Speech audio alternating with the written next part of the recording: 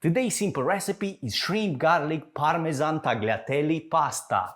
A recipe that you can make in 15-20 minutes, so it's easy, delicious. Let's get into it. And before you start doing anything else, get your pasta water on the heat with plenty of salt in it. Now garlic, and we've got here 4 cloves, and I know it looks a lot, but once you cook it, you're not gonna feel it that strong. And now we set the pan on medium heat, and to this we're adding about 3-4 tablespoons of extra virgin olive oil. To the pan we're going in with the sliced garlic, and we are to cook this for about 2-3 minutes or until it starts getting a golden color. Now when we see a bit of color coming on the garlic, we can go in with the shrimps.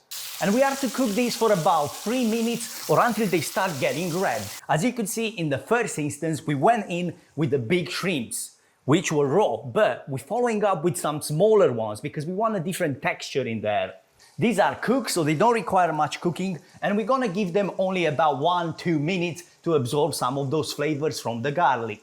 At this stage, we also wanna get in with some seasoning, and we're adding a good pinch of freshly ground black pepper and about 1/4 teaspoon of chili flakes.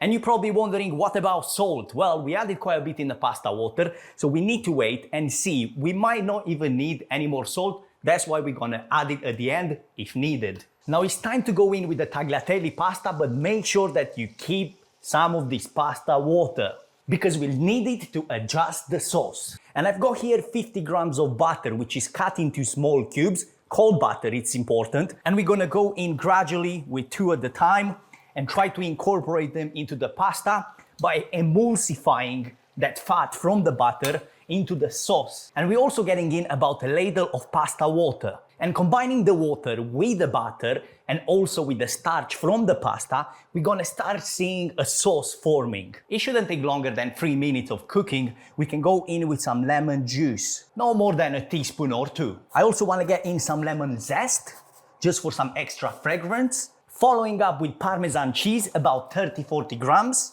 And if after adding all these ingredients, the sauce feels a bit too thick, go in with about 2-3 tablespoons of pasta water. Mix everything together, and to finish, I like to add in some chopped parsley or chopped dill. In this situation, we're going in with dill, but they both work. Now serve this immediately, and if you enjoyed this recipe, make sure to give it a thumbs up and subscribe to the channel for more simple recipes like this.